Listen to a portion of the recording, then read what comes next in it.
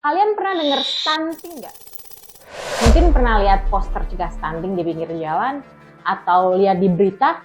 Kapan stuntingnya akan selesai kalau caranya seperti ini? Ini yang harus dirubah semua. Atau malah tahu dari sosial media, karena beberapa waktu lalu tuh sempat viral ya, ada seorang influencer yang melemparkan kata-kata stunting ke netizen yang akhirnya jadi perdebatan. Dan Indonesia itu pernah loh jadi negara dengan peringkat 4 stunting tertinggi di dunia. Bahkan jadi perhatian khusus presiden kita. Stunting di negara kita menjadi PR yang sangat besar yang harus segera diselesaikan. Sepenting itu masalah stunting. Buat kalian yang mungkin belum tahu stunting itu apa sih, penyebabnya apa, dampaknya apa, kondisinya saat ini tuh gimana di Indonesia, dan yang paling penting solusinya apa. Nah, generasi emas itu, impian kita tahun 2045 itu nggak akan tercapai kalau kita stuntingnya belum selesai gitu.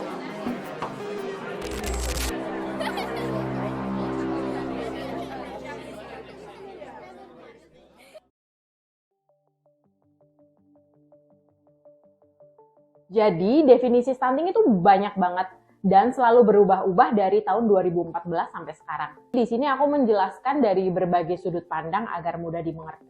Stunting adalah gangguan pertumbuhan dan perkembangan pada anak balita akibat kekurangan gizi terutama pada 1000 hari pertama kehidupan. Jadi kalau kita lihat beberapa program dari pemerintah, pencegahan stunting itu dimulai dari sejak usia remaja, lanjut ke ibu hamil, dan bayi dan balita. Tujuannya untuk mempersiapkan 1000 hari pertama kehidupan anak. Karena 1000 hari pertama kehidupan ini sangat krusial untuk pertumbuhan dan perkembangan anak, terutama perkembangan otak anak, yang nantinya akan mempengaruhi kecerdasan anak. Ada juga yang mungkin sekedar tahu kalau stunting itu adalah anak balita yang pendek. Tapi nggak semua balita pendek itu stunting. Memang betul kalau balita yang stunting itu pasti pendek, tapi ada kriterianya sendiri. Anak balita dikatakan stunting jika panjang badan atau tinggi badan kurang dari -2 standar deviasi dari kurva pertumbuhan WHO. Buat ibu-ibu yang nonton video ini mungkin udah familiar ya sama kurva pertumbuhan dari WHO ini, biasanya di buku KIA itu ada. Jadi kalau ibu-ibu bawa anaknya ke puskesmas untuk mengukur tinggi badan dan berat badan anak, biasanya juga dilihat kurva pertumbuhannya itu sudah sesuai dengan usianya atau belum. Jadi memang tolak ukur stunting ini adalah tinggi badan. Karena kalau kita lihat status gizi anak, berat badan adalah cerminan dari asupan gizi jangka pendek. Sementara kalau tinggi badan itu mencerminkan asupan gizi dalam jangka panjang. Dan mungkin di sini kalian akan narik kesimpulan, oh berarti stunting itu balita yang pendek akibat kekurangan gizi dalam jangka panjang. Sayangnya penyebab stunting itu nggak sesederhana itu, bukan hanya karena kekurangan gizi dalam jangka panjang. Kalau kita lihat definisi dari WHO, stunting adalah gangguan pertumbuhan dan perkembangan anak yang disebabkan karena kekurangan gizi, infeksi berulang, dan stimulasi psikososial yang tidak layak. Jadi ini sebenarnya bisa kita sederhanakan lagi. Penyebab stunting itu adalah lingkungan yang tidak layak atau tidak memadai untuk tumbuh kembang anak. Nah, lingkungan ini mencangkup banyak hal. Bisa karena faktor pendidikan dan pengetahuan orang tua yang kurang tentang gizi dan pola asuh. Atau mungkin sebenarnya orang tuanya sudah aware, tapi ada campur tangan dari pihak keluarga lainnya. Contohnya kakek, nenek, atau mertua. Pernah dengar kan berita tentang anak bayi yang belum genap usianya 6 bulan tapi udah dikasih pisang sama neneknya atau sama mertuanya, yang bikin ASI eksklusifnya jadi gagal. Higien dan sanitasi yang buruk juga bisa menyebabkan anak stunting. Karena anak akan tumbuh di lingkungan yang berpotensi penyakit. Bisa jadi si anak ini sudah dapat asupan gizi yang baik, tapi tumbuh di lingkungan yang berpotensi penyakit, misalnya terkena cacingan atau diare yang berulang. Jadi walaupun asupan gizinya baik, tapi penyerapannya nggak akan maksimal. Selain higien dan sanitasi, faktor ketahanan pangan juga bisa menyebabkan anak menjadi stunting. Contohnya dalam lingkup keluarga, orang tua tidak bisa memberikan sumber makanan yang bergizi untuk anaknya karena faktor kemiskinan. Atau mungkin di lingkup yang lebih besar lagi, suatu daerah tidak bisa menyediakan bahan makanan yang bergizi dan bervariasi untuk warganya.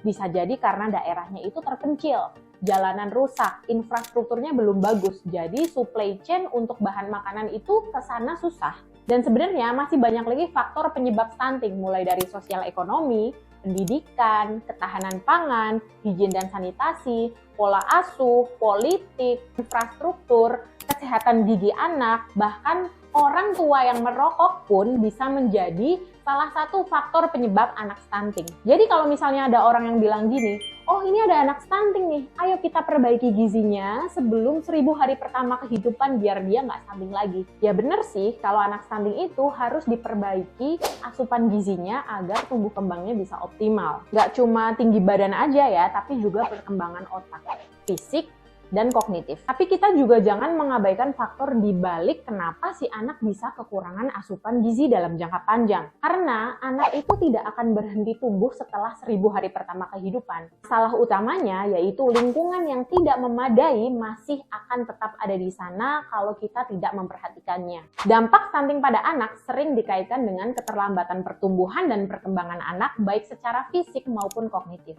Anak lebih rentan terhadap penyakit dan ketika dewasa lebih beresiko terkena penyakit degeneratif. Penurunan kapasitas kerja dan bagi ibu yang stunting lebih beresiko mengalami komplikasi kelahiran dan hasil kelahiran yang buruk. Berdasarkan penelitian dengan judul What Does Stunting Really Mean, lingkungan yang tidak memadai untuk tumbuh kembang anak adalah penyebab utama stunting dan masalah lainnya seperti gangguan pertumbuhan, perkembangan, dan kesehatan. Stunting secara langsung menyebabkan dua hal, yaitu ibu hamil yang stunting lebih beresiko untuk mengalami komplikasi kelahiran dan beresiko melahirkan bayi yang tidak sehat. Misalnya bayi dengan berat badan lahir rendah yang kemudian berpotensi stunting.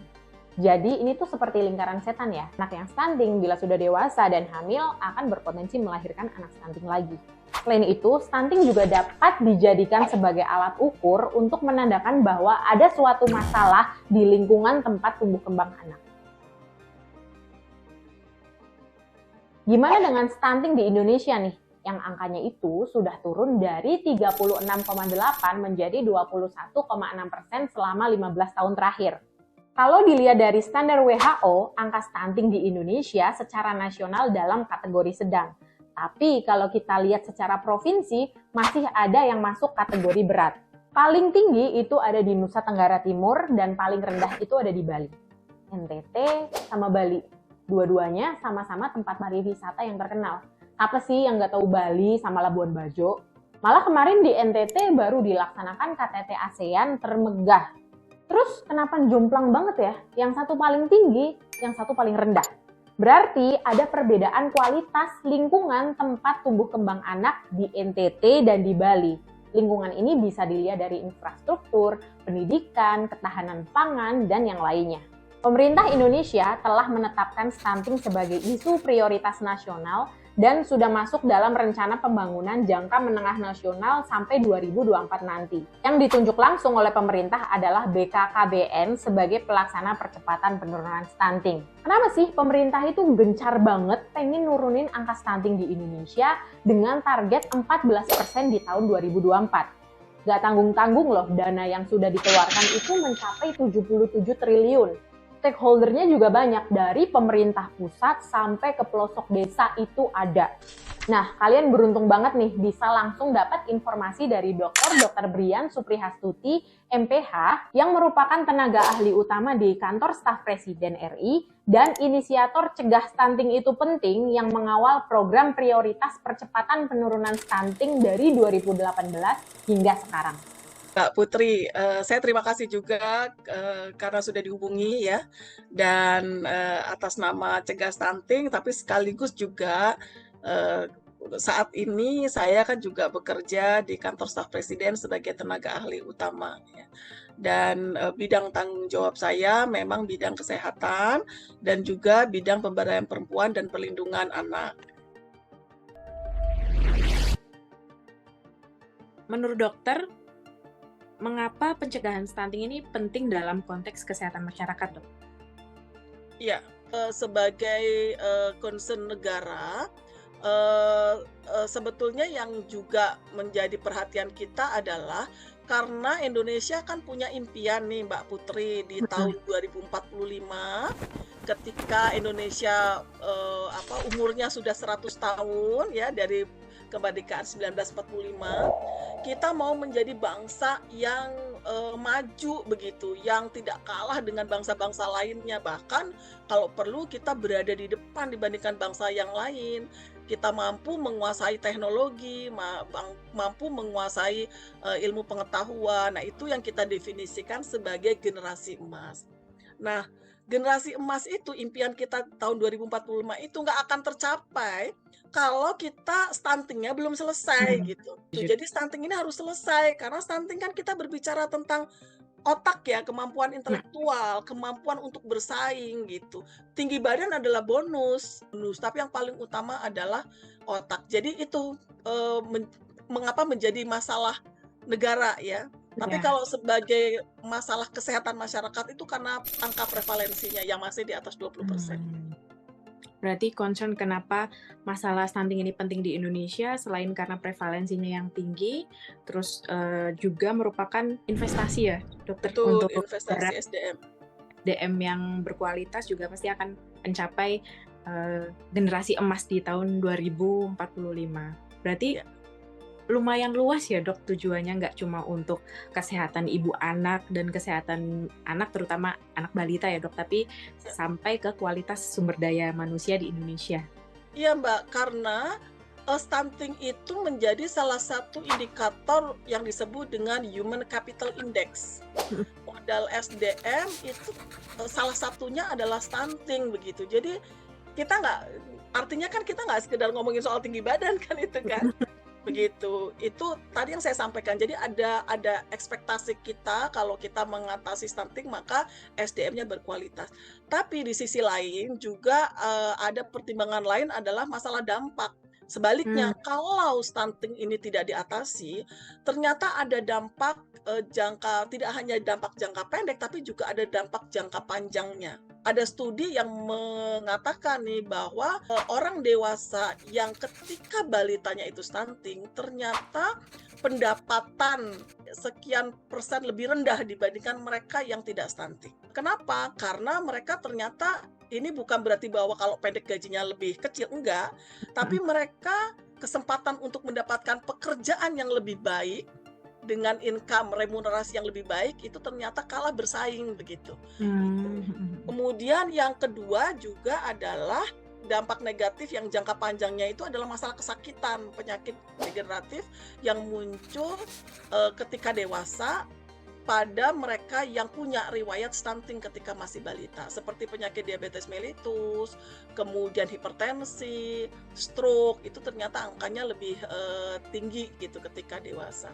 Jadi itu kalau dari sisi individu. Kalau dari sisi negara, menghitungnya menjadi biaya negara kemudian keluar lebih besar gitu. Makanya nggak aneh waktu itu dikaitkan dengan BPJS yang kemudian defisit itu karena kita banyak dananya itu banyak dipergunakan untuk biaya berobat mereka karena keluhan degeneratif. Secara teknis mungkin yang perlu saya sampaikan adalah stunting ini kan kita nggak bisa atasi hanya dengan menemukan anak dengan masalah gizi kemudian kasih makan dicekoki selesai. Iya betul dok. Ini masalah perilaku, masalah pengasuhan. Karena banyak kasus balitanya punya masalah gizi dibawa ke rumah sakit, kemudian diatasi 3 bulan, berat badannya sudah baik, kembali pulang, dia akan balik lagi, jatuh lagi ke masalah gizi lagi. Karena masalah mendasarnya tidak diselesaikan. Yang kedua, edukasi pengasuhan juga belum terselesaikan dan itu nggak bisa diselesaikan hanya dalam waktu 3 bulan begitu.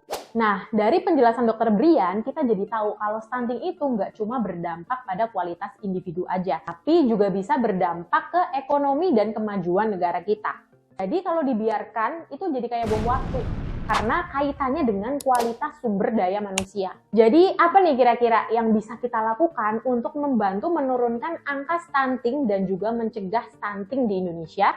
Audiens Putri kebetulan dok itu seumuran antara remaja hingga dewasa yang seperti dokter bilang tadi ibu-ibu yang mungkin baru punya anak satu atau orang dewasa yang belum menikah atau mau menikah. Jadi mungkin dokter bisa sampaikan apa saja sih yang bisa kita lakukan selaku masyarakat biasa agar kita juga ikut berupaya untuk mencegah stunting. Jadi nomor 1 adalah perubahan perilaku pengasuhan yang responsif tadi mulai dengan diri kita. Nah, yang kedua adalah ini masalah berkeluarga, perencanaan dalam berkeluarga gitu. Jadi mencegah stunting itu adalah tentang bagaimana kita berkeluarga dengan terencana.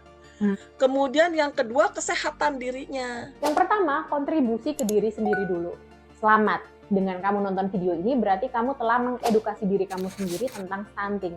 Dan kalau kalian mau tahu lebih lanjut tentang pencegahan stunting, kalian bisa kunjungi Instagram Cegah Stunting Itu Penting dan juga website Kementerian Kesehatan karena di sana banyak informasi terkait pencegahan stunting. Dan jangan lupa juga share ke keluarga dan teman dekat kamu tentang pentingnya pencegahan stunting di Indonesia. Yang kedua, jika kamu usia remaja ataupun dewasa, baik laki-laki ataupun perempuan, jaga kesehatan sejak dini. Buat yang perempuan, jangan sampai anemia. Makan makanan yang bergizi, olahraga teratur, dan rutin minum pil tambah darah karena itu merupakan program pencegahan stunting sejak dini agar status gizi kita sebagai wanita baik. Dan harapannya kita sebagai wanita yang sehat juga akan melahirkan anak-anak yang sehat. Buat yang laki-laki juga sama, jaga kesehatan sejak dini. Makan makanan yang bergizi, olahraga teratur, dan jangan merokok. Karena selain mempengaruhi kualitas sperma, merokok juga merupakan salah satu faktor penyebab anak stunting. Yang ketiga, jika kalian berencana menikah dalam waktu dekat, hindari menikah di usia dini. Menikahlah di usia yang sudah matang, baik secara fisik maupun emosional. Bekali diri sendiri dan pasangan dengan pengetahuan yang cukup sebagai calon orang tua. Contohnya pengetahuan tentang gizi dan kesehatan anak, pola asuh atau parenting, keuangan keluarga, dan yang lainnya. Dan yang terakhir, untuk tenaga kesehatan atau nakes di luar sana, tetap semangat menjadi garda terdepan dalam edukasi kesehatan dan gizi untuk mencegah stunting. Apalagi kita tahu ya, kalau Indonesia itu luas banget jangkauannya. Beribu-ribu pulau dari Sabang sampai Merauke, kebudayaannya juga beragam. Jadi pastinya tantangan, masalah, dan solusi tiap daerah juga beda-beda ya. Contohnya, kita bisa memanfaatkan bahan pangan lokal untuk memenuhi kebutuhan gizi di daerah masing-masing. Dan mungkin di daerah kalian ada program unik yang ternyata bisa menurunkan angka stunting di daerah kalian. Coba share ceritanya di kolom komentar ya. Kita sama-sama berharap yang terbaik buat Indonesia ya. Semoga angka stunting akan turun sesuai target yaitu 14% di tahun 2024 nanti. Dan ini tuh baru stunting loh. Kalian tahu nggak kalau masalah gizi di Indonesia itu banyak banget, nggak cuma stunting. Mungkin aku akan bahas kapan-kapan di video selanjutnya.